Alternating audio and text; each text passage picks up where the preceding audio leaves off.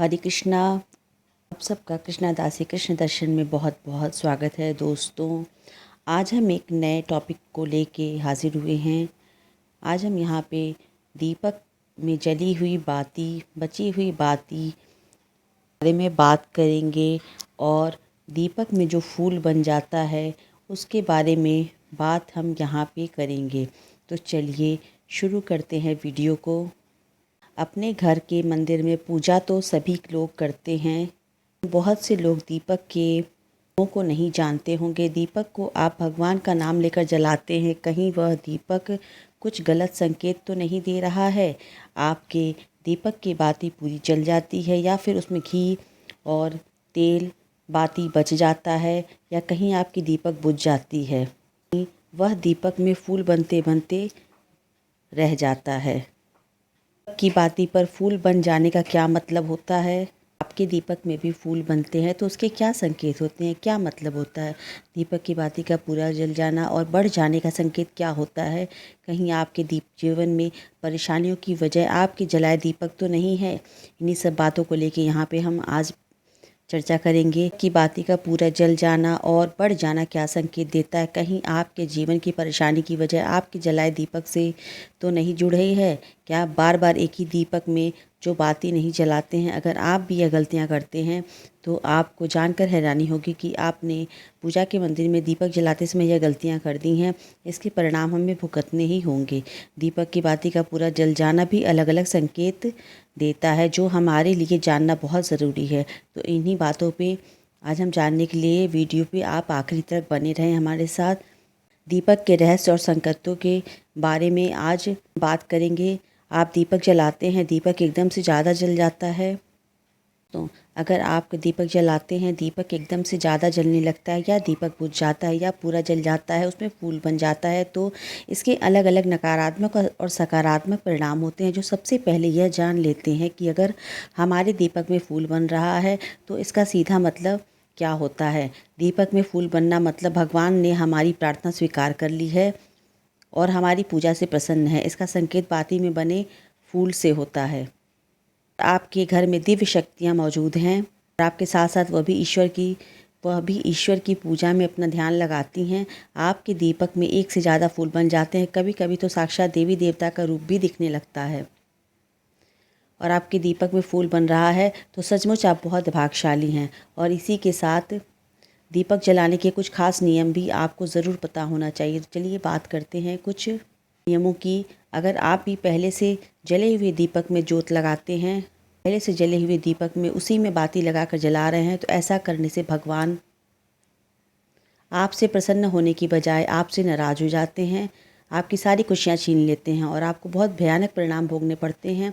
इससे आपके बनते हुए काम भी बिगड़ने लगते हैं और आपकी तिजोरी का धन भी नाश होने लगता है और आपके धन आने के सारे स्रोत बंद हो जाते हैं। तो आप हमेशा यह ध्यान रखें कि आप जब भी दीपक जलाएं, साफ़ सुथरे और नए दीपक जलाएं। जलाए हुए दीपक में कभी भी आप दीपक न जलाएं। इसी के साथ कुछ लोगों की आदत होती है कि वह हर थोड़े ही दिन बाद अपने दीपक को बदल देते हैं। ऐसा नहीं करना चाहिए। अगर आप जिस दीपक में पूजा करते हैं उसी में दीपक जलाना चाहिए। दीपक को बार बार बदला नहीं जाता है, क्योंकि दीपक को जलाने से वह दीपक सिद्ध हो जाता है और उसमें सभी देवी देवताओं का वास हो जाता है। साथ ही जब भी दीपक जलाते हैं तो अपना तन मन दोनों पवित्र होता है। दीपक को बार बार नहीं बदलना चाहिए। दीपक को लंबे समय तक चलाना चाहिए। जब दीपक खंडित हो जाए, टूट जाए या किसी भी तरह से या फिर उसमें से तेल चूने लगे, कुछ हो जाए, तभी आप दीपक को बदलें।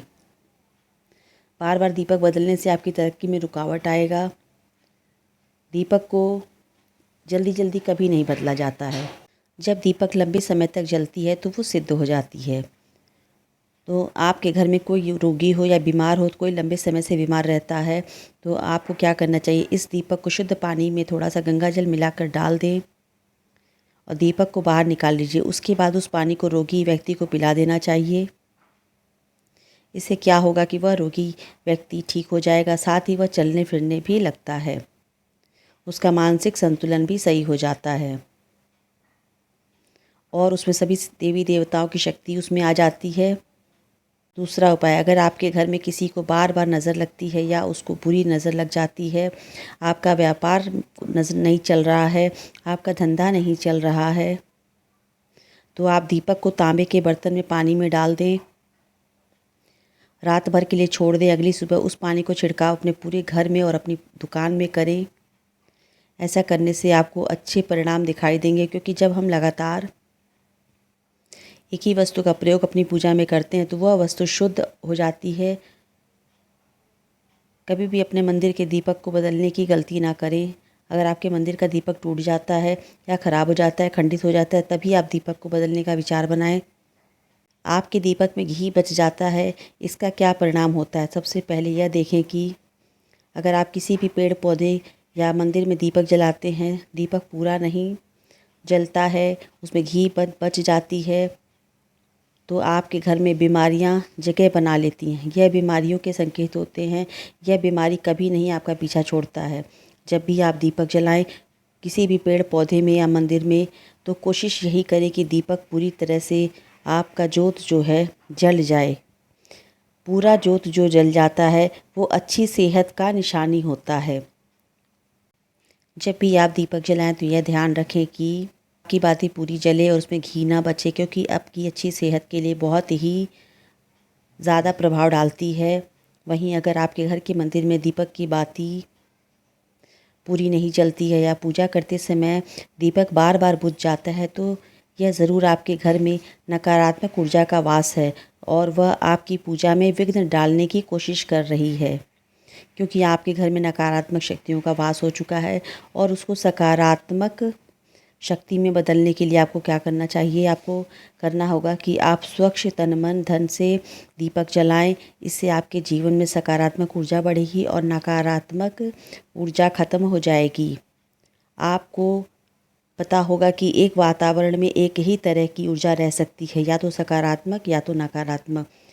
और जो बुरी शक्ति होती है वह कभी नहीं चाहती है कि आपके घर में दैवी शक्तियों का वास हो, क्योंकि अगर आपके घर में भगवान आपकी कृपा करते हैं तो उन बुरी शक्तियों को वहाँ से जाना पड़ेगा। और बुरी शक्तियाँ हमेशा यही कोशिश रहती हैं कि आपकी पूजा में रुकावट आए, और इसी के प्रभाव से हमारा दीपक बार बार बुझ जाता है या फिर हमारे दीपक की बाती पूरी तरह से नहीं जलती है। तो इन सब से बचने के लिए आपको क्या करना होगा? आपको सच्चे मन से भगवान का स्मरण करना चाहिए। आप जब भी दीपक जलाएं तो भगवान से सबसे पहले यह प्रार्थना करें और आपके आसपास जितनी भी नकारात्मक ऊर्जा हैं आपसे दूर हो जाएं और घर में सकारात्मक ऊर्जा का वास हो। अगर आप पूजा पाठ करने के बाद भी बार बार आपका दीपक जलता बुझता है तो यह लक्षण बार बार दिखाई देते हैं, तो आप एक उपाय करें। गंगा जल ले लें। गंगा जल बहुत पवित्र माना जाता है। गंगा जल का घेरा बना लें और उस घेरे में दीपक को रख लें। जल जो है महादेव वरदान है, मिला हुआ है गंगा जल को, इसलिए गंगा जल में सबसे पहले कोई भी बुरी शक्तियाँ प्रवेश नहीं करती हैं। इसलिए कभी भी गंगा जल खराब नहीं होता है। गंगा जल हर तरह की ऊर्जा को सकारात्मक ऊर्जा में बदलने की शक्ति रखता है।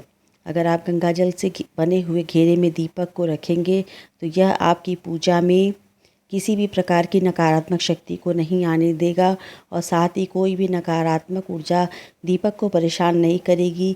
तो इस तरह से आप अपने दीपक को प्रज्वलित करें और अपने घर में सकारात्मक ऊर्जा का प्रवेश कराएं।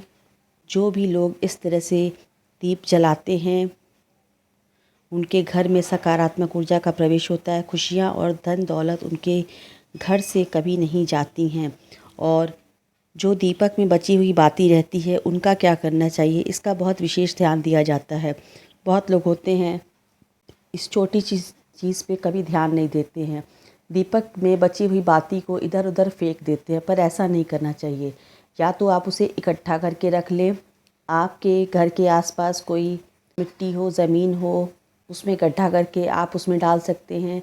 जल प्रवाहित कर सकते हैं, गमले में डाल दें, सबसे अच्छा रहेगा। लेकिन कभी भी दीपक की बची हुई बाती को इधर उधर नहीं फेंकना चाहिए, क्योंकि उसमें जो है भगवान की शक्तियाँ निहित होती हैं। तो मैं आशा करती हूँ कि आपको पूजा पाठ से रिलेटेड दीपक जलाने का जो ये नियम है कि क्या क्या सावधानी बरतनी चाहिए आपको समझ में आ गया होगा। तब तक के लिए राधे राधे, हरे कृष्णा।